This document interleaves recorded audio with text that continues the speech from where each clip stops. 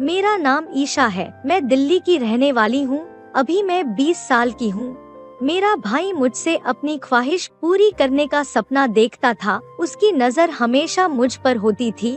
उसे बस मौका मिलने का इंतजार रहता। जब भी मैं माँ से बोलती तो वह कहती, नहीं तेरा भाई ऐसा नहीं है, वह ऐसा गिरा हुआ काम नहीं कर सकता। मगर एक दिन जब मैं घर पर अकेली थी, तब मेरा भाई मुझे रूम के अंदर बोला लिया और फिर उसने मेरे साथ लगातार 2 घंटे तक। कहा जाता है कि जिंदगी एक जुआ है जो खेलने वाले को भी नहीं पता होता है कि किसकी हार होगी और किसकी जीत, और कुछ ऐसा ही मेरे साथ भी हो रहा था। दुनिया को लगता था कि मैं बहुत खुश हूँ और सभी मेरी खुशी से जला करते थे, लेकिन वक्त गुजरता गया और वक्त ने मुझे मेरी बदकिस्मती दिखा गया। आज शायद मेरे मुंह पर वह थप्पड़ लग गया था जिसके बाद दुनिया को भी मालूम हो गया, और जो मुझसे जलते हैं शायद उनको भी जवाब मिल गया। दरवाजे की घंटी लगातार बज रही थी और मैं ये सोचकर परेशान हो रही थी कि माँ घर पर नहीं है तो मैं कैसे दरवाजा खोलूं, क्योंकि अगर मैं दरवाजे के पास जाकर पूछती तो फिर मुझे दरवाजा खोलना पड़ता, क्योंकि दरवाजे पर तो मेरा भाई ही होगा। घर में माँ नहीं है। मैं भाई को घर में नहीं लेना चाहती थी। शायद मैं सबसे बदकिस्मत लड़की हूँ जो अपने भाई के डर के खौफ में रहती थी,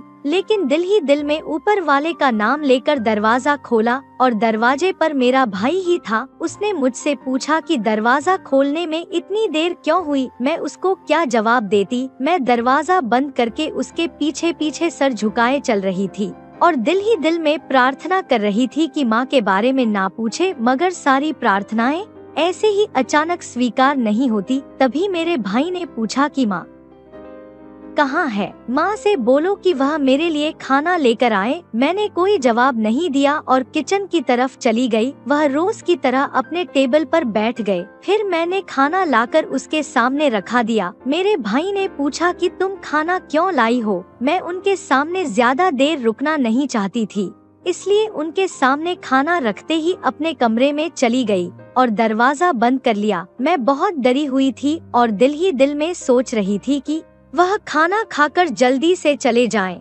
या फिर मान आ जाए, लेकिन ऐसा कुछ भी नहीं हुआ और कुछ देर बाद ही मुझे दरवाजा खोलने की आवाज सुनाई दी। जब मैंने पलटकर देखा तो मेरे पाँव से जमीन खिसक गई। उसके बाद मुझे कुछ होश भी नहीं रहा। मेरी माँ बहुत धार्मिक महिला थी। वह अपने माता पिता की इकलौती औलाद थी, इसलिए वो बहुत लाड प्यार में पली थी। और शादी के बाद जब मैं पैदा हुई तो मेरे पैदा होने के 5 साल बाद मेरे पापा की मौत हो गई। पापा के कोई रिश्तेदार पापा से रिश्ता नहीं रखते, क्योंकि मेरे पापा ने मेरी माँ से अपनी पसंद से शादी की थी। इसलिए मेरी माँ अपने माँ बाप के पास वापस आ गई। मैं अपनी मामी के घर में ही पली थी, लेकिन जब 8 साल की हुई तो मेरी माँ की एक आदमी से शादी करवा दी, क्योंकि मेरे मामा भी इस दुनिया में नहीं थे और मेरी मामी की भी तबीयत ठीक नहीं रहती थी।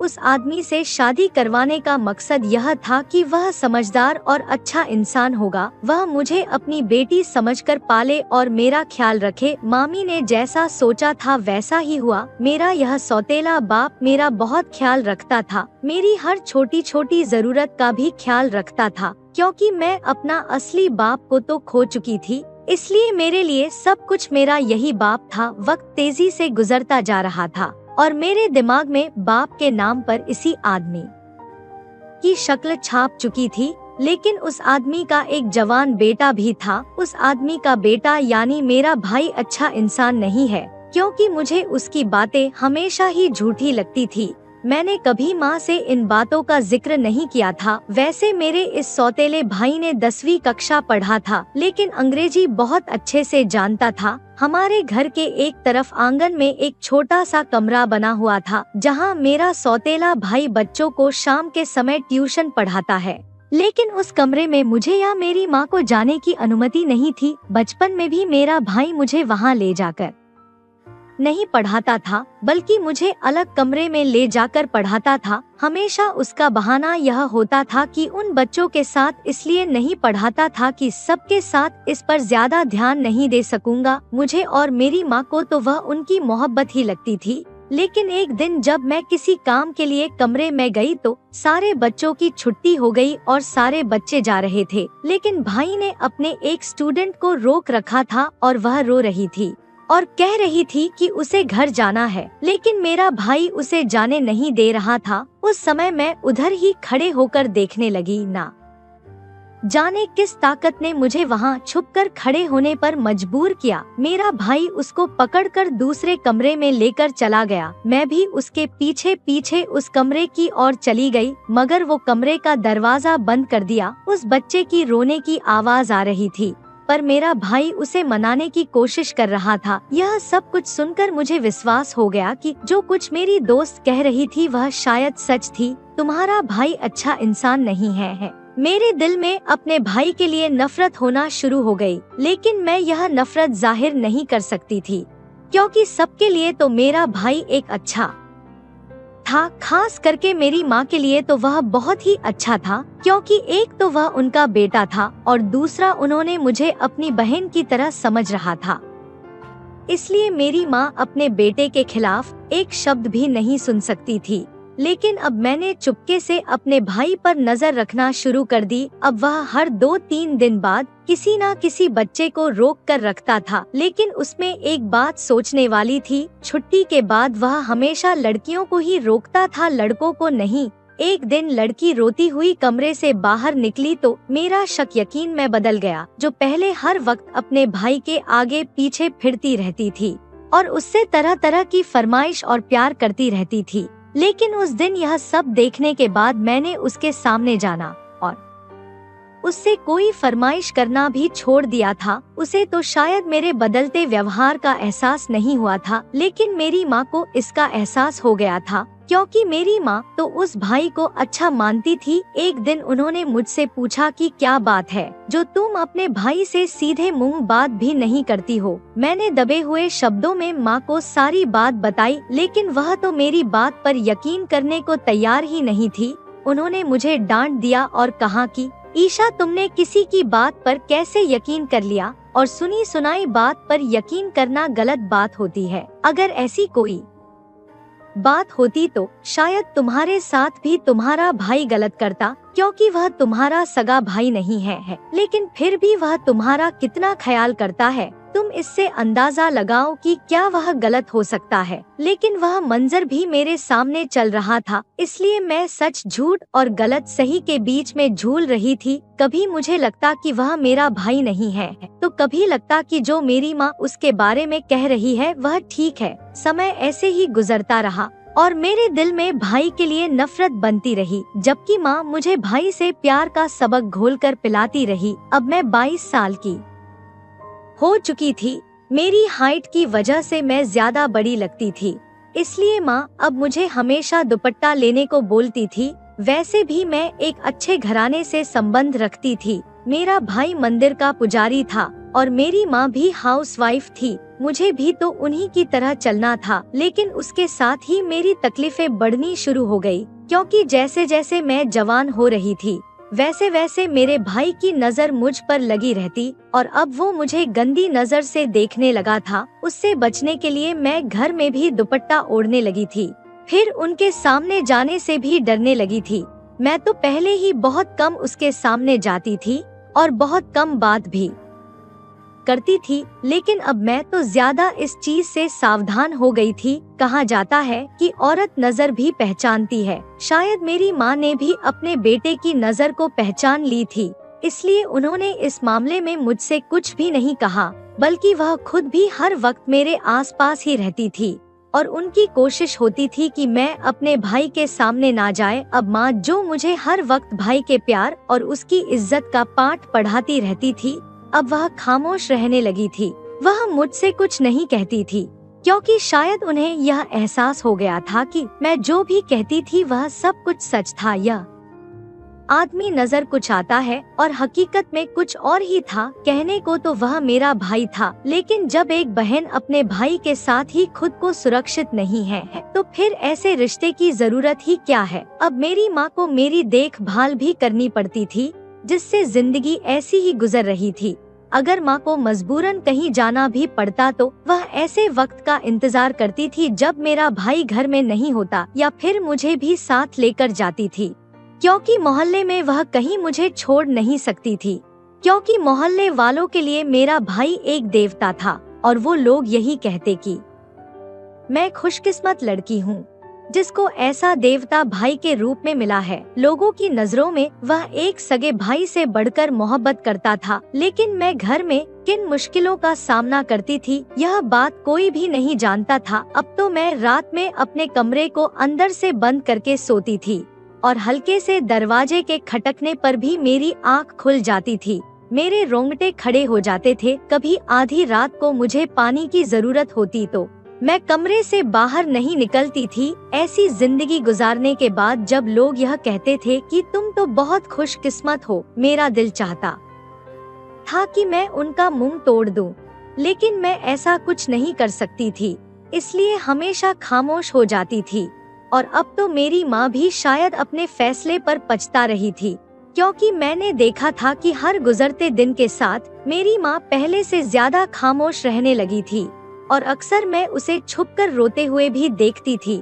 शायद उसे लगता था कि उस वक्त गलत फैसला लिया है, लेकिन अब जो फैसला ले लिया था उसको तो निभाना ही था। एक दिन हम सबको इस बात पर यकीन की मोहर लग गई जब मोहल्ले की एक औरत ने आकर मेरी माँ से शिकायत की और कहा कल से अपनी बेटी को मेरे भाई के पास पढ़ने नहीं भेजेगी, क्योंकि उसकी बेटी के साथ मेरे भाई ने गलत हरकत की थी। मेरी माँ ने उनको समझाने की कोशिश की और कहा ऐसा नहीं है, बच्ची ने कुछ गलत समझ लिया होगा। लेकिन उन्होंने कहा कि अगर मेरी बेटी गलत भी समझी है तब भी मैं उसे नहीं भेजूंगी, क्योंकि वह यहाँ पर सुरक्षित नहीं है। माँ को यह मालूम था कि वह औरत नहीं मानेगी, इसलिए उन्होंने कह दिया कि वह मेरे भाई से बात करके रहेगी। तभी माँ ने दबे शब्दों में मेरे भाई से बात की। वह रात हमारे लिए कयामत की रात थी। जैसे ही मेरी माँ ने उससे बात की तभी मेरे भाई ने सफाई देने के बजाय मेरी माँ पर हाथ उठा दिया। मैं कमरे में छुपकर यह सब कुछ देख रही थी, लेकिन मेरी मजबूरी थी कि मैं सामने नहीं आ सकती थी और ना ही माँ को बचा सकती थी।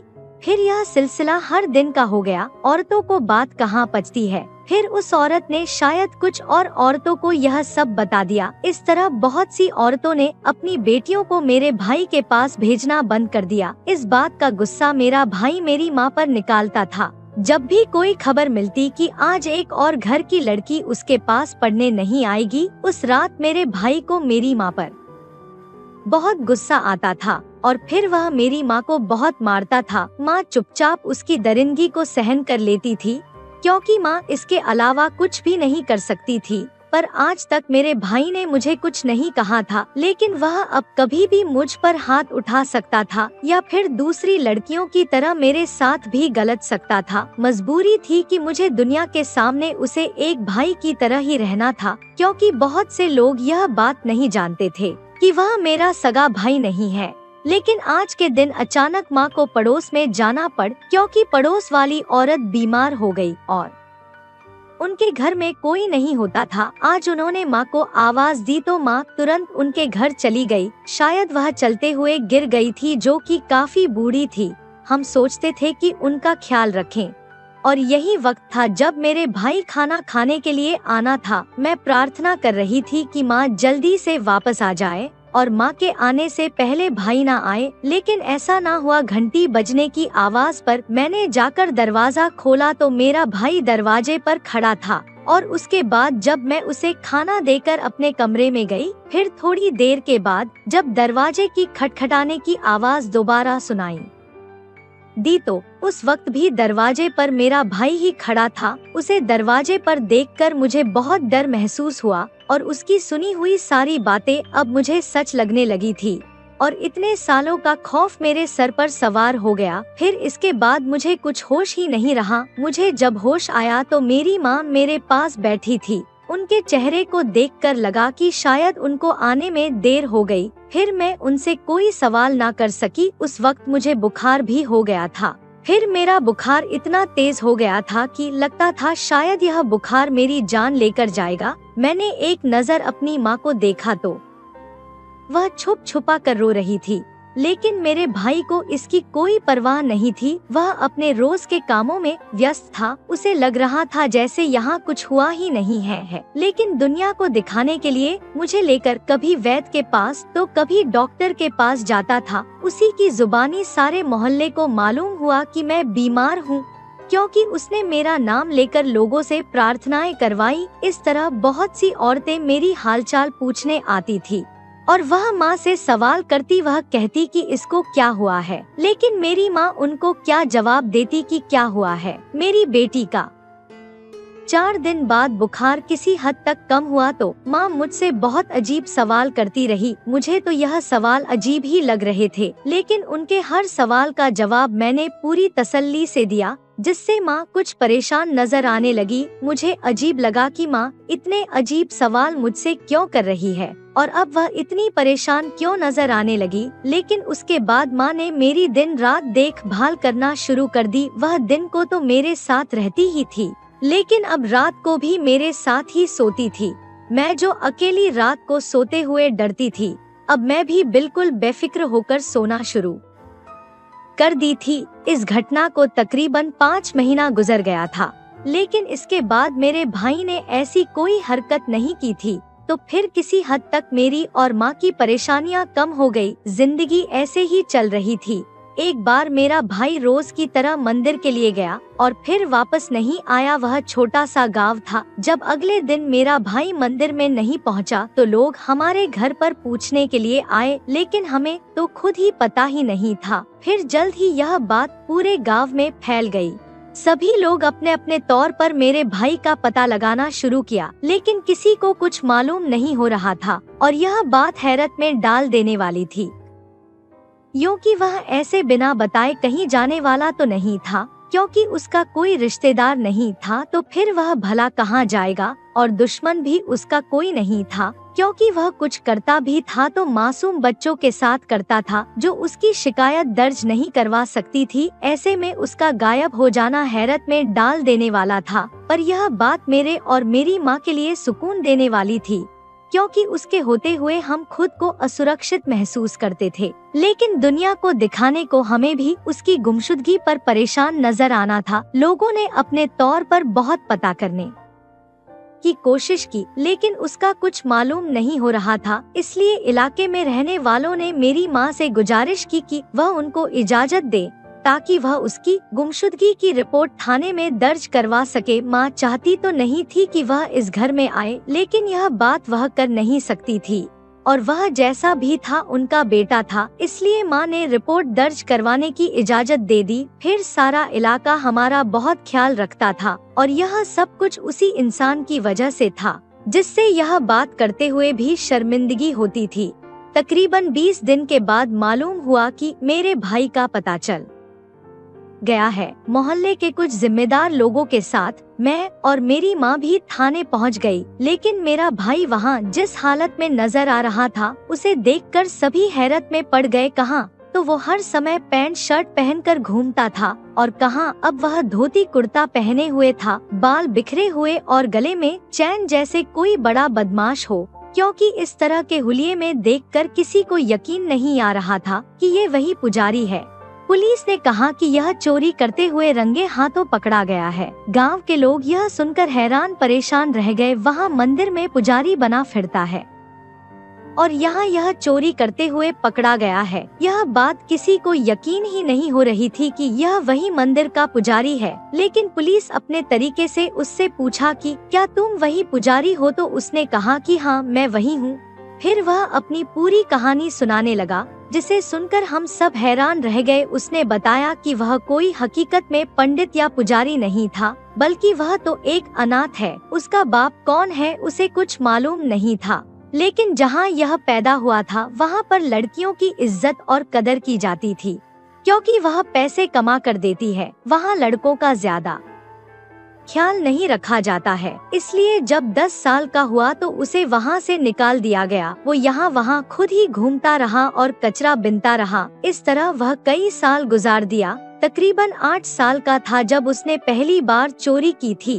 फिर धीरे धीरे अपने जैसे बहुत से लड़कों को अपने साथ मिलाकर उन्होंने एक ग्रुप बना लिया। फिर शुरू में हम लोग छोटी छोटी चोरी करते थे, फिर धीरे धीरे हम बड़े हाथ मारने लगे थे। उन्हीं चोरी के बीच वह एक दफा पकड़ा भी गया और जो दूसरे लड़के थे वह सब तो किसी न किसी तरह से छूट गए, ये जेल में ही रह गया। फिर वहाँ पर इसने बाकी सबको धोखा देने के लिए एक पंडित बनने की शिक्षा हासिल करने का नाटक शुरू कर दिया, क्योंकि जो लोग इस तरह करने लग जाते थे तो फिर उससे काम नहीं कराया जाता था। इसलिए काम से बचने के लिए यह धर्म की किताबें पढ़ने लगा। 7 साल तक जेल में रहने के बाद जब वह बाहर आया तो उसने दुनिया को दिखाने के लिए जो काम उसने शुरू किया था वह किसी हद तक उस पर असर करना शुरू कर दिया था। इसलिए उसने सोचा कि दोबारा वह चोरी के रास्ते पर नहीं जाएगा। फिर उसने अलग अलग पंडितों के साथ रहना शुरू कर दिया। इसी तरह वक्त गुजरता रहा। कहते हैं कि बुरे कर्म का बुरा ही नतीजा होता है, इसलिए उसे सजा तो मिलनी ही थी। उसने एक भाई बहन के रिश्ते को कलंकित किया था, जो कि एक पवित्र रिश्ता है। चाहे मजबूरियां कितनी भी हो, लेकिन रिश्ते के बीच दरिंदगी नहीं होनी चाहिए। और अगर ऐसा होता है, फिर ऐसे लोगों को इस समाज में रहने का भी कोई अधिकार नहीं होना चाहिए। दोस्तों, कहानी पसंद आई तो लाइक, शेयर और चैनल को सब्सक्राइब जरूर करें। फिर मिलेंगे एक नई और दिलचस्प कहानी में। धन्यवाद। मैं 27 साल की हूँ, लेकिन मेरी शादी अभी नहीं हुई थी। हमारे पड़ोस में एक लड़का किराए पर रहने आया। उसे देखते ही मेरे अरमान मचलने लगे। एक रात मेरे घर पर कोई भी नहीं था, तभी मैं उसके घर चली गई, पर उसके लैपटॉप पे नजर पड़ते ही मेरे होश उड़ गए। वह भी बेकाबू होकर मुझे अपने बाहों में भर लिया और कहा, चलो ना हम भी ऐसा करते हैं। और फिर अपने हाथ मेरे दो नर्म नर्म। आज मेरी चचेरी बहन की शादी थी। घर में बहुत चहल पहल थी, सब लोग काम में बहुत बिजी थे। काफी सारे मेहमान आए हुए थे। तभी मेरी सहेली मेरे कमरे में आ गई, कहने लगी, अंजलि की भी शादी हो रही है। वह तो तुझसे 3 साल छोटी है। तेरी चाची ने अपनी दोनों बेटियों की शादी करवा दी, पर तुझे घर पर ही बैठा रखा है। सपना, तू 27 साल की हो गई है, अब धीरे धीरे तेरी जवानी भी ढल जाएगी। मुझे नहीं लगता तेरी चाची तेरी शादी करवाएगी। शादी में तू किसी अच्छे लड़के को क्यों नहीं ढूंढ लेती। मेरी सहेली की यह बात सुनकर मैं उदास हो गई। मेरी सहेली के तो 2 बच्चे भी हो गए थे और मैं अब तक कुंवारी थी। अगर मेरे मम्मी पापा जिंदा होते तो अब तक मेरे हाथ पीले करवा देते। मेरा अपना घर बस जाता, मेरे भी बच्चे होते। पर मेरे मम्मी पापा के गुजर जाने के बाद चाचा चाची मुझे अपने साथ ले आए थे। उसके बाद से ही घर के सारे काम की जिम्मेदारी मुझ पर सौंप दी। उनकी बेटियां बड़े आराम से रहती थी, पढ़ाई लिखाई करती थी, लेकिन मेरी पढ़ाई तो 10वीं के बाद ही बंद हो गई थी। मैं कॉलेज ना जा सकी। अगर कॉलेज जाती तो कहीं नौकरी भी लग जाती, यूं घर पर मुझे नहीं बैठना पड़ता। पर मैंने नौकरी की तलाश भी की थी, लेकिन कहीं मुझे नौकरी नहीं मिल पाई। मैं तैयार होने लगी थी। मैं अपना चेहरा आईने में देखी तो सोचने लगी, मुझ में अब पहले जैसी बात नहीं है। जब मैं छोटी थी तो मेरे अंदर एक आग थी। बढ़ती उम्र के साथ अब मुझे कौन पसंद करेगा। आंसू की एक बूंद मेरे आंख से बहने लगी। मैंने सोचा मेरी सहेली की बात ही सुन लेती हूँ। मेरी सहेली मेरे पीछे आ गई, कहने लगी, तू अपना मन छोटा मत कर, मेरी सलाह मान। मुझे पूरा यकीन है तेरी चाची तेरी शादी नहीं करवाएगी, यूं ही तुझसे घर का सारा काम करवाती रहेगी। उनका तो कोई बेटा नहीं है, बुढ़ापे में तुझे ही सहारा बनाएंगी। तेरी चाची दहेज पर एक भी पैसा खर्च नहीं करेगी। मेरी दोस्त की बात मुझे सही लगने लगी। मैंने कहा, ये सब मेरी किस्मत है। उसने कहा, तू अपनी किस्मत बदल सकती है, बस तुझे अपनी अदाओं से एक लड़के को फंसाना है। मैंने कहा, मैंने ये सब कभी नहीं किया। उसने कहा, तू सीख जाएगी, यह सब अंदर से ही होता है। मेरा पति भी शादी के बाद भी मुझ पर ध्यान नहीं देता था, तो देख मैंने भी अपने पति को आशिक बना लिए, तू भी बना ले। मैं शादी में आए मेहमानों की तरफ नजर दौड़ाने लगी, पर मुझे कोई भी ऐसा लड़का नहीं मिला जो मेरे लायक हो। मेरी उम्र के लड़के तो पहले से ही शादीशुदा थे, कई तो बच्चों के बाप भी बन गए थे, अपने बच्चे को संभाल रहे थे। मैंने सोचा मैं किसी का घर नहीं उजाड़ना चाहती, पर जितने भी लड़के कुंवारे थे मुझसे उम्र में छोटे थे। मुझसे बात करते तो मुझे अच्छा तो लगता, पर अपने से छोटे उम्र के लड़के से मैं शादी नहीं करना चाहती थी। मेरी चचेरी बहन भी विदा होकर चली गई। अब घर पर चाचा चाची और मैं ही रह गए थे। घर का सारा काम मैं संभालती थी। एक दिन चाची ने कहा कि हमने नया किराएदार रखा है, जाओ वह नया आया है उसे पानी दे आओ। मैं पानी की बोतल लेकर नीचे चली गई और दरवाजा खटखटाया। जब किराएदार ने दरवाजा खोला तो उसे देखकर मेरी हैरत का ठिकाना न रहा। वो काफी हैंडसम लड़का था। मैं उसे देखते ही रह गई और सब कुछ भूल गई। उसने कहा, क्या बात है? मैंने कहा, यह मकान हमारा है, मुझे चाची जी ने भेजा है। मैं तुम्हारे लिए पीने का पानी लेकर आई हूँ। तुम आज शिफ्ट हुए हो, इसी वजह से चाची ने कहा है आज का खाना भी वह भिजवा देंगी ताकि तुम्हें तकलीफ ना हो। वह लड़का मेरा शुक्रिया अदा किया और मुझे अंदर आने को कहा, पर न जाने क्यों मुझे घबराहट सी होने लगी। मैंने कहा, मुझे खाना बनाना है, मैं घर जा रही हूँ कहकर मैं भागती हुई सीढ़ियों से चढ़ने लगी। मुझे मेरी चाची का डर था। अगर मेरी चाची को पता लग गया कि मैं अनजान लड़के से बात कर रही हूँ तो मुझे बहुत डांट पड़ेगी। जब खाना बन गया तो मेरी चाची ने कहा, जाओ उसे खाना देकर आओ। और चाची ने कहा, सपना, उस लड़के को रोज ब्रेकफास्ट और डिनर भी पहुंचा देना, वो उसके भी पैसे दे रहा है। वह लड़का अकेला रहता है, इसी वजह से खाने का भी कॉन्ट्रैक्ट किया है। मैं मन ही मन सोचने लगी कि मेरी चाची तो खाना बनाती नहीं है, मुझे एक और बंदे का एक्स्ट्रा खाना बनाना पड़ेगा। चाची के सामने हाँ में सर हिलाया और खाना लेकर उसके पास चली गई। जब भी मैं उसके पास जाती तो मेरे अंदर एक अजीब सी हलचल होने लगती थी। उस लड़के को आते जाते देखती रहती थी। 2 टाइम उसे खाना देने जाती तो उससे मुलाकात हो जाती। कई बार मुझे घर के अंदर आने को कहता, पर डर के मारे मैं कभी उसके घर पर कदम नहीं रखी थी। उसके घर पर मैंने आज तक किसी को नहीं देखा था। शायद वह अकेला ही रहता था।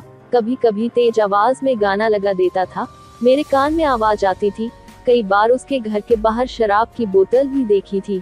वह अपनी मौज मस्ती में रहता था, न जाने कहाँ काम करता था। एक दिन मैंने अपनी सहेली रूबी को उस लड़के के बारे में बताया तो रूबी कहने लगी, उसे पटा ले, मैं तुझे बताती हूँ लड़के को कैसे पटाते हैं। उसकी बात सुनकर तो मैं डरने लगी और मैंने कहा, रूबी तुम अपना तरीका मुझे मत बताओ। उसने कहा, तेरी भी तो अपनी जरूरत है, उसे भी तो पूरा करना पड़ेगा ना। तेरी चाची सारी जिंदगी यूं ही घर पर बैठा कर रखेगी। उसकी बात सुनकर मैं घर चली आई थी और उसकी कही बातें मेरे दिमाग में घूम रही थी। एक दिन मेरी चाची मुझे बुलाए और कहा, आज हम बाहर शादी में जा रहे हैं, कल सुबह तक ही वापस आएंगे। तुम नीचे जाकर सूरज को खाना पहुंचा देना भूलना मत। मैंने कहा, जैसा आप बोले चाची जी। रात में मैंने अपने और सूरज के लिए खाना बनाया, फिर सोचा सूरज को जाकर दे आती हूँ। ना जाने क्यों आज मेरे दिल में अजीब सी हलचल होने लगी थी। घर पर सिर्फ मैं अकेली थी। आज घर पर चाचा चाची नहीं थी। मेरे पास अच्छा मौका था। रूबी की कई बातें मैं सोचने लगी।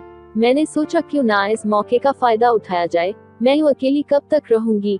इसी विचार से मैंने उसके घर की एक्स्ट्रा चाबी ले ली और बाहर से ही आज दरवाजा खोल दिया था। मैं चुपके से उसके घर पर आ गई थी। मैं उसे सरप्राइज देना चाहती थी, पर मुझे नहीं मालूम था कि मुझे ही झटका लगने वाला है। घर में बिल्कुल अंधेरा था। मुझे लगा सूरज कहीं गया है। फिर मैंने देखा उसके कमरे से हल्की सी रोशनी आ रही थी। जब मैं उसके कमरे के सामने आई तो उसके कमरे की लाइट बंद थी। शायद लैपटॉप की रोशनी आ रही थी और कुछ अजीबोगरीब आवाज मेरे कान में आई। ना जाने क्यों मुझे डर लग रहा था। ये लड़का लैपटॉप लेकर क्या कर रहा है। मैं तुरंत ही उसके कमरे में घुस आई और लाइट जला दी। सामने का मंजर देखकर मेरे पैरों तले से जमीन निकल गई।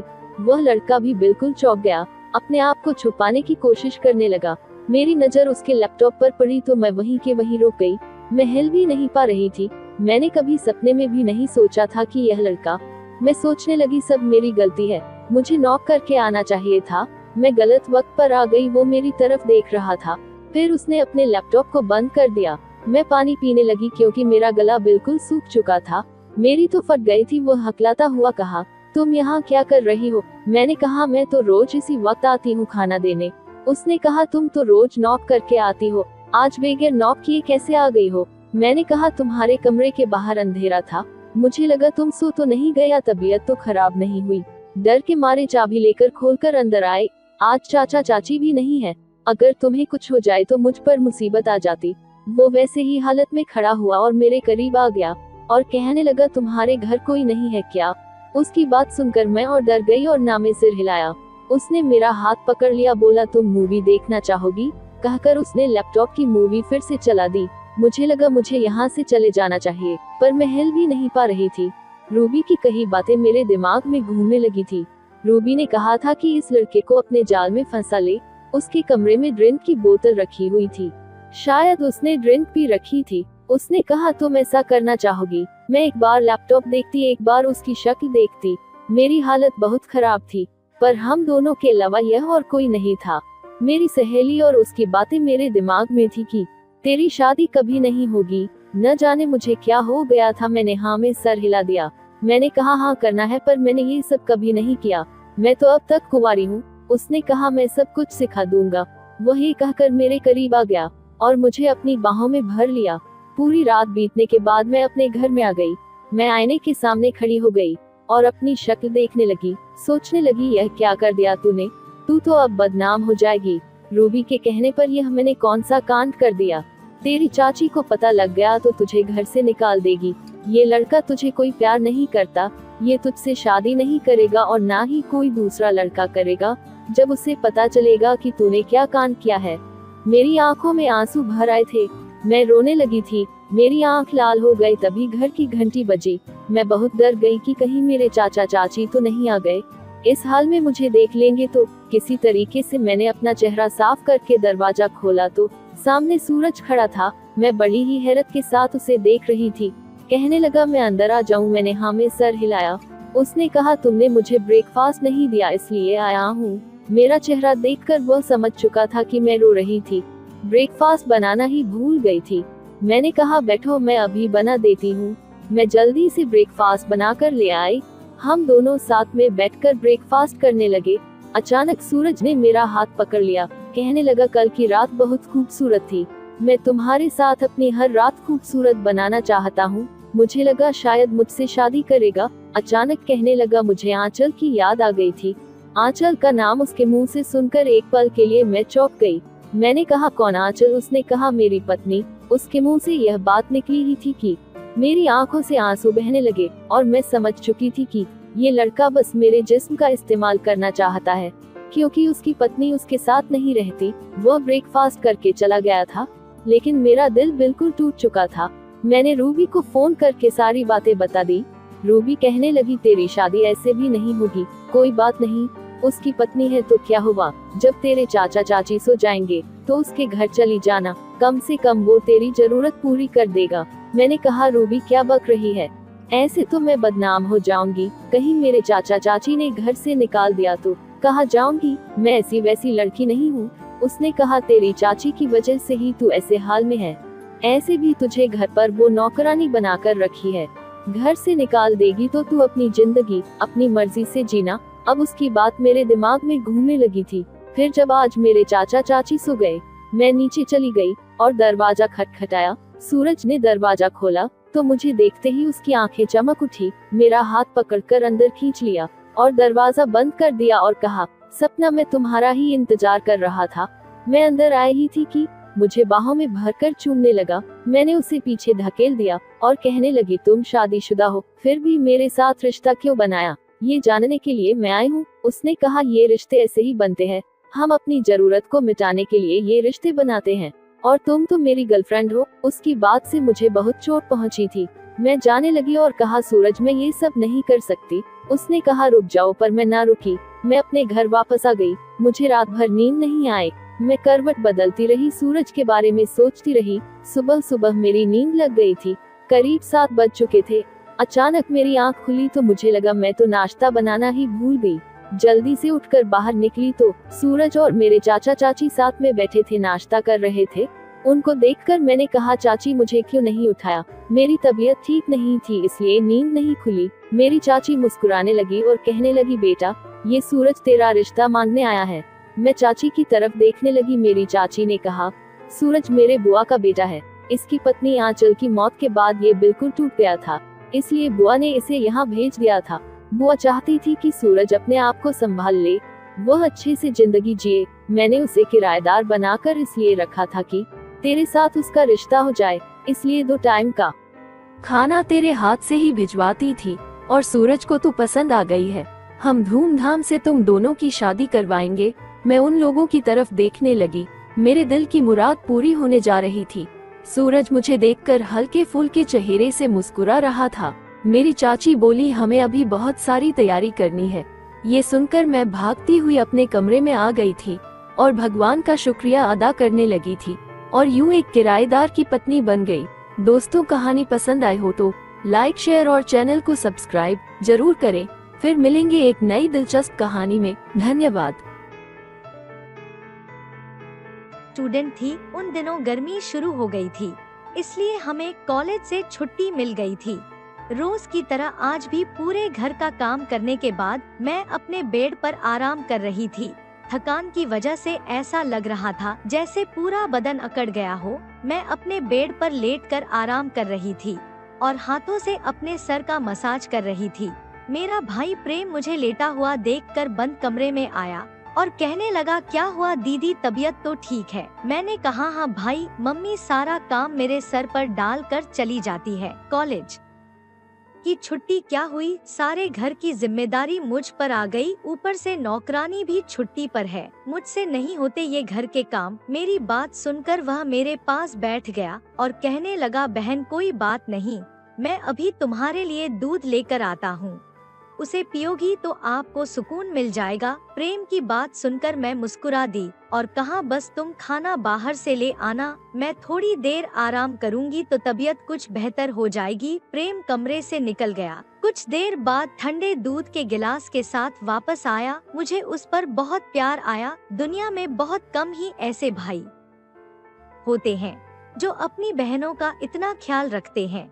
मैं उसे ढेर सारी दुआएं देने लगी और उसका लाया हुआ दूध पीने लगी। दूध पीने के बाद मैंने गिलास एक साइड पर रखा और लेट गई। प्रेम कहने लगा, चलो मैं तुम्हारा सर दबा देता हूँ, तुम सो जाओ। वह मेरे सिरहाने बैठ गया और अपने हाथों से मेरा सर दबाने लगा। मुझे भी अच्छा लगने लगा था, दर्द भी कम होने लगा था। मैं आंखें बंद करके सोने लगी और गहरी नींद में चली गई। पता ही नहीं चला कि घंटों तक मैं सोती रही। मेरी आंख मम्मी की आवाज पर खुली। मैं हड़बड़ाकर आंखें खोली तो मेरे सर पर जैसे कोई बोझ हो। घड़ी पर टाइम देखा तो रात के 8 बज रहे थे। मुझे एकदम झटका सा लगा। पापा भी ऑफिस से वापस आ चुके थे। शायद थकावट की वजह से मुझे वक्त का एहसास ही न हुआ। मैं उठकर जैसे ही 2 कदम चली, मुझे चक्कर आ गए। आंखों के आगे अंधेरा सा छा गया। अगर दीवार पर हाथ ना रखती तो गिर जाती। मैं फ्रेश होकर बाहर आई तो खाने की टेबल पर सब बैठे मेरा ही इंतजार कर रहे थे। मैं जाकर आराम से कुर्सी पर बैठ गई। प्रेम मुझे देखकर खाना मेरी प्लेट में निकालने लगा और फिर मम्मी से कहने लगा कि मम्मी, सीमा पर काम का बोझ थोड़ा कम डाला करें और अगर सीमा नहीं आ रही तो उसकी जगह किसी और को रख लें। यह बेचारी सारा दिन काम करके थक जाती है। देखें तो इसकी रंग भी पीला पड़ चुका है। मेरी हालत वाकई खराब हो चुकी थी। मैं काफी थकी हुई महसूस कर रही थी। मेरे मम्मी और पापा दोनों ही जॉब करते थे, क्योंकि सिर्फ पापा की जॉब से घर चलना मुश्किल था और हमारी पढ़ाई के खर्चे भी कुछ कम नहीं थे। इसलिए मेरी मम्मी भी उसी कंपनी में जॉब करती थी जहां पापा जॉब करते थे। मैं और प्रेम कॉलेज जाते थे, मगर अभी गर्मी की वजह से छुट्टी थी, इसलिए मुझे घर में ही रहना पड़ रहा था। मैंने ये बात नोट की थी कि पिछले कुछ दिनों से प्रेम मेरे साथ कुछ ज्यादा ही करीब हो चुका है। जब से कॉलेज की छुट्टी हुई थी तब से वह मेरा बहुत ख्याल रखने लगा था। अगर मैं घर का कोई काम कर रही होती हूँ तो फिर आकर मेरी मदद करने लगता। अगर मैं थक जाती तो मेरा सर दबा देता।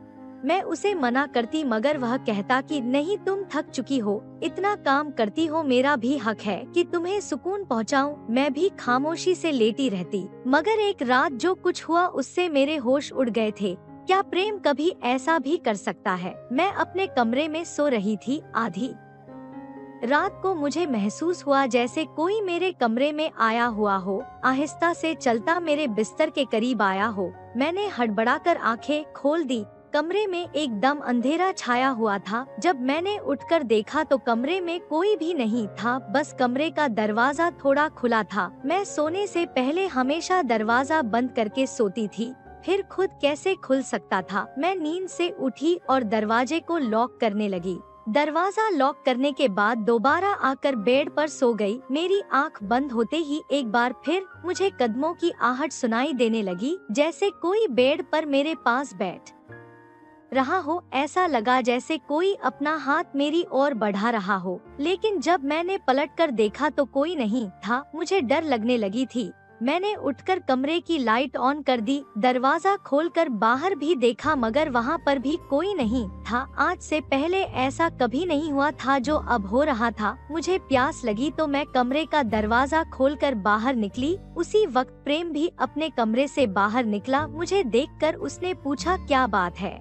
आप अभी तक जाग रही हैं? मैंने जवाब दिया, कुछ नहीं, बस ऐसा महसूस हुआ जैसे कमरे में कोई मौजूद हो। पानी पीकर मैं दोबारा कमरे में आई और पीछे पीछे प्रेम भी आ गया। उसने कहा, आपको डरने की जरूरत नहीं है, अगर आपको डर लग रहा है तो मैं आपके पास सो जाता हूँ।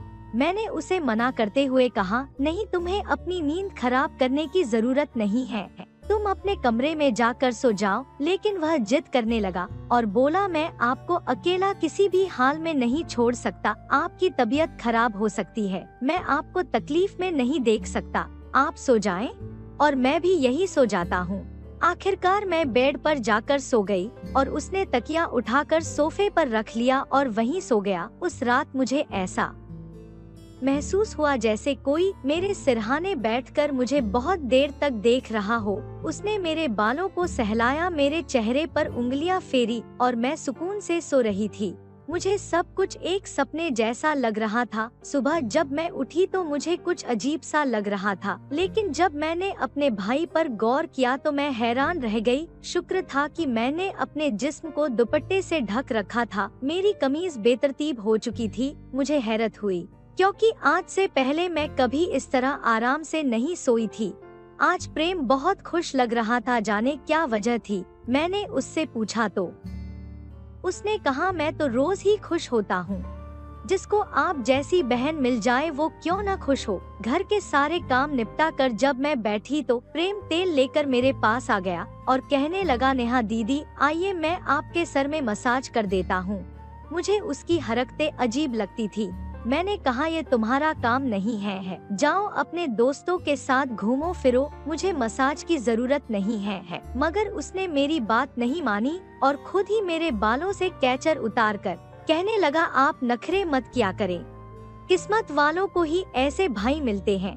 जब आपका भाई आपके खूबसूरत रेशमी बालों में मसाज करना चाहता है तो आपको क्या समस्या हो सकती है। आ जाइए, मैं आपके सर की मसाज कर देता हूँ, आपको बहुत सुकून मिलेगा। वह मुझे उठाकर कमरे में ले गया। मैं बेड पर तकिया रख कर लेट गई। मेरे बाल बेड से नीचे लटक रहे थे। वह मेरे सिरहाने बैठकर मेरे बालों की मसाज करने लगा। प्रेम मुझसे 3 साल छोटा था मगर मुझे नाम से बुलाता था। कहता, आप इतनी प्यारी हैं कि आपको देखकर दिल करता है कि आप हमेशा इसी तरह मुस्कुराती रहें और मैं आपकी लाड उठाता रहूं। वह मेरे सर की मसाज कर रहा था और उसके हाथों में जैसे कोई जादू हो। मुझे इतना मजा आया कि मैं नींद की वादियों में खोने लगी। तेल की खुशबू भी बहुत अच्छी थी। मैंने उससे पूछा, ये कौन सा तेल है? वो बोला, ये बहुत ही खास तेल है, खास आपके लिए, आपके जो इतने हसीन और लंबे बाल हैं ना, ये इन्हीं बालों के लिए बना है। उसकी बातें बहुत प्यारी थी। मैं समझ नहीं पाती थी कि वह किस तरीके से बात कर रहा है। बहरहाल मसाज के दौरान ही मैं नींद में खोने लगी। कुछ देर बाद जब मेरी आंख खुली तो मेरा बदन दर्द से टूट रहा था। ऐसा लग रहा था जैसे मेरी टांगों पर बहुत ज्यादा वजन रख दिया गया हो। धीरे धीरे उठकर बैठी और आसपास देखने लगी। मैंने देखा भाई भी कमरे में नहीं है। मैं पूरी तरह भीगी हुई थी, जैसे किसी ने मुझे नहला दिया हो। कपड़े गीले थे और पंखा बंद था और बहुत गर्मी हो रही थी। यह सब क्या हो रहा था? मैं बड़ी मुश्किल से बेड से उठी। मुझे चक्कर आ रहे थे, चलना मुश्किल हो रहा था। मैं अपनी हालत समझ नहीं पा रही थी कि यह सब क्या हो रहा है। बड़ी मुश्किल से चलकर बाथरूम गई और फ्रेश हुई। अपनी हालत पर गौर किया तो ऐसा लगा जैसे मैं सोई नहीं थी बल्कि कोई मेहनत वाला काम कर रही थी। जब मैं कमरे से बाहर निकली तो मुझे फुसफुसाने की आवाज आई। ऐसा लग रहा था जैसे कोई किसी से बात कर रहा हो। घर में मेरे और प्रेम के अलावा कोई नहीं था। फिर प्रेम किसके साथ बात कर रहा था? मैं पहले किचन में पानी पीने गई मगर तब तक आवाज आनी बंद हो गई थी। मैं किचन के दरवाजे के पास खड़ी थी। जब प्रेम वहाँ से निकला उसके हाथ में काफी पैसे थे जिन्हें देखकर वह मुस्कुरा रहा था। मेरे माथे पर बल पड़े अगले ही पल उसकी नजर मुझ पर पड़ी। मुझे देखकर कहने लगा, नेहा आप उठ गयी। मैं चलते हुए उसके करीब आई। वह हड़बड़ाकर पैसे अपनी पैंट की जेब में डाल रहा था, मगर मैंने उसका हाथ पकड़कर उन पैसों को सामने लाकर कहा, इतने पैसे तुम्हारे पास कहाँ से आए? वह नजरें झुका चुका था। कहने लगा, आप प्लीज पापा को मत बताना। मैं ये सोच रही थी कि उसने ये पैसे पापा के क्यों नहीं दिए। मैंने सख्ती से पूछा तो वह डर गया। कहने लगा, ये पैसे तो पापा के एक दोस्त ने कई साल पुराने कर्ज के रूप में लौटाए थे। मैंने सोचा था कि इनसे ही मोबाइल ले लूंगा, लेकिन उसने पैसे मुझे थमा दिए। मैंने कहा, हाँ तुमने अच्छा किया। घर के हालात देखो किस कदर खराब हैं। हमारे माँ बाप दोनों नौकरी कर रहे हैं और तुम मोबाइल लेने की बात कर रहे हो। मैंने वो पैसे रात को पापा को दे दिए थे। उस रात उसने मुझसे कोई बात नहीं की और जल्दी सोने चला गया। अगले दिन मैं किचन में काम कर रही थी जब प्रेम अपने दोस्तों के साथ घर में दाखिल हुआ और वह सीधा अपने दोस्तों को लाउंज में ही ले आया। उस वक्त मैं दुपट्टा उतारकर बर्तन धो रही थी। जब वह सब हंसते हुए अंदर आए, मैंने तुरंत दुपट्टा लिया और फिर प्रेम को समझाने लगी कि यह क्या तरीका है। तुम जानते हो इस वक्त मम्मी पापा घर पे नहीं हैं, फिर भी इन लोगों को घर ले आए हो। प्रेम कहने लगा, यह मेरा घर है। जब आपको मेरा ख्याल नहीं है तो मैं आपका ख्याल क्यों करूं? अच्छा खाना तैयार करो, मेरे बहुत खास दोस्त हैं। वह मुझसे काफी नाराज हो चुका था, मगर अब मैं क्या करती, खाना तो बनाना जरूरी था। मैं उसके दोस्तों के लिए खाना बनाने लगी। फिर वह बोला, खाना परोसने भी तुम खुद ही आओगी? मुझे प्रेम का रवैया हैरान कर रहा था। छोटी सी बात पर वह ऐसे कैसे बदल सकता था। मैंने खाना टेबल पर लगा दिया। मैंने गौर किया कि उसके दोस्त बार बार मुझे घूर कर देख रहे थे। वो सभी प्रेम की उम्र से बड़े थे और अजीब तरीके से मुझे घूर रहे थे, जैसे कच्चा ही खा जाएंगे। मैं अपने कमरे में जाकर कमरा बंद कर लिया। जैसे ही वो लोग गए तो मैं प्रेम पे चिल्लाया और बोला कि दोबारा तुम्हारे दोस्त मुझे इस घर में नजर न आए। मगर वह तो अगले ही पल मुझसे कहने लगा, इतना गुस्सा कहाँ से आता है? ठीक है नहीं आएंगे, मगर आप इस बारे में मम्मी पापा को कुछ नहीं बताएंगी? कैसा लड़का था यह, कभी प्यार जताने लगता तो कभी चिढ़ने लगता है। बहरहाल मैंने हाँ में सर हिला दिया और अपने कमरे में चली गई। मुझे प्रेम की हरकतें कुछ अजीब सी लगने लगी थी, क्योंकि वह मुझे अजीब तरह से देखने लगा था। उस दिन भी जब मैं अपने कमरे में सोई तो अचानक मुझे अपने पैरों पर किसी के हाथ महसूस हुए। मैं डर के आंखें खोली तो प्रेम मेरे पैरों को अपनी गोद में रखकर मसाज दे रहा था। मैंने उसे ऐसा करने से मना किया, मगर वह कहने लगा, मैं जो कर रहा हूँ मुझे करने दे। इस घर में एक मैं ही हूँ जिसे आपकी इतनी फिक्र है। मम्मी पापा को तो काम से ही फुर्सत नहीं है।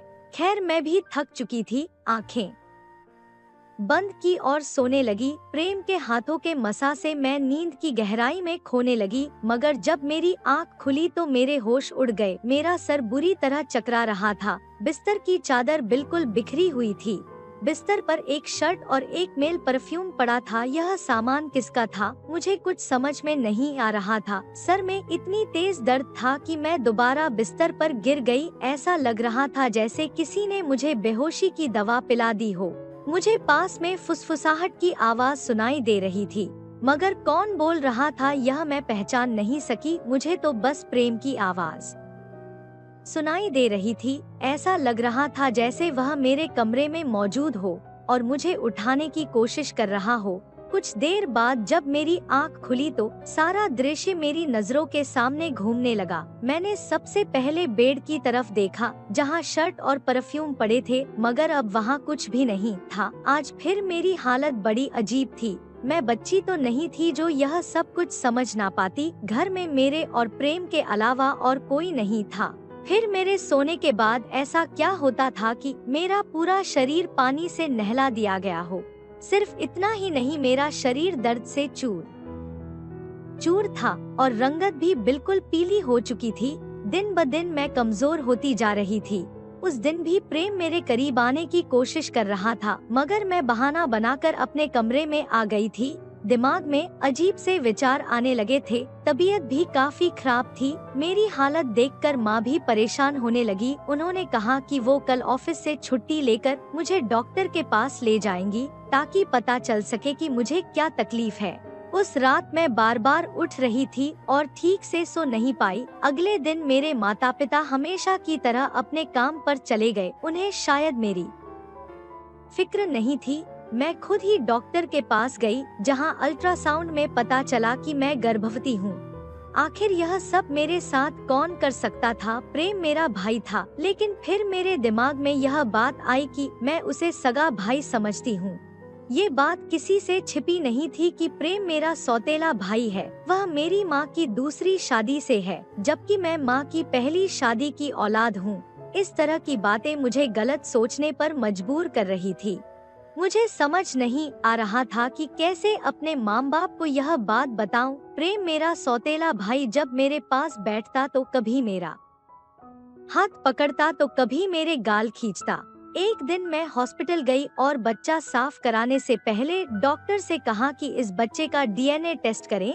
डॉक्टर ने जब रिपोर्ट दी और जब मैंने रिपोर्ट देखी तो मेरी सांसें थम गईं। जो मैं समझ रही थी वैसा कुछ नहीं था। बच्चा किसी और का था, लेकिन कौन हो सकता था? मैंने एक दिन अपने कमरे में मोबाइल का कैमरा फिट कर दिया। एक दिन जब माँ बाप घर पर नहीं थे तो प्रेम फिर मेरे पास आया और मेरे सर की मालिश करने लगा। मैंने बहुत कोशिश की कि न सोऊं, लेकिन तेल में शायद बेहोशी की दवा थी। जैसे ही मैं उसे सूंघी बेहोश हो गई। 1 घंटे बाद होश आया। माँ बाप भी घर आ गए थे। जब मैंने कैमरे की रिकॉर्डिंग देखी तो मेरे पैरों तले से जमीन खिसक गई। प्रेम मेरे कमरे में अपने दोस्तों को लाता था जो मेरे साथ गलत काम करते थे। अपना काम पूरा करने के बाद वो प्रेम को पैसे देते और चले जाते। यह जानकर मैं टूट गई थी।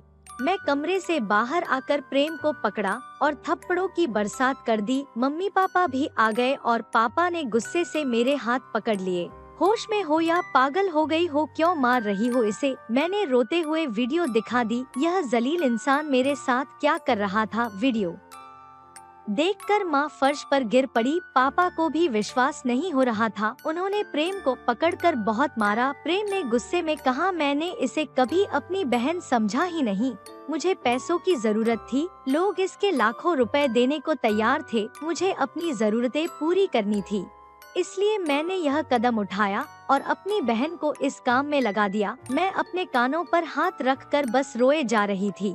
पापा ने प्रेम को बहुत मारा, मगर जैसे तैसे खुद को छुड़वा कर घर से भाग गया और फिर कभी पलटकर वापस घर नहीं आया। मेरे पेट में जो बच्चा था वो नाजायज था, जिसको मैंने साफ तो करवा दिया था, मगर प्रेम ने जिस कदर घिनौना खेल मेरे साथ खेला था, मैं मरते दम तक नहीं भूल सकूंगी। भाई वही होता है जो आपका सगा हो। किसी भी अनजान मर्द के सहारे अपनी जवान बेटी को छोड़ना बहुत बड़ी बेवकूफी है। मैं अपने तमाम देखने और सुनने वाले से यही गुजारिश करूंगी कि हमेशा अपनी बेटियों को पर्दे में रखें और कभी किसी अनजान मर्द के सहारे पे उन्हें अकेला ना छोड़े। इस सारे मामले में गलती किसकी थी? मेरे माँ बाप की, जो पैसा कमाने के चक्कर में बच्चों से बिल्कुल बेफिक्र हो गए थे, या फिर मेरी कि मैं अपने सौतेले भाई के साथ अकेली घर में रहती थी और उस पर हद से ज्यादा भरोसा करती थी, उसे अपना सगा भाई समझती थी। दोस्तों, अपना और अपने परिवार का ख्याल रखें। दोस्तों, कहानी पसंद आई तो लाइक, शेयर और चैनल को सब्सक्राइब जरूर करें। फिर मिलेंगे एक नई और दिलचस्प कहानी में। धन्यवाद।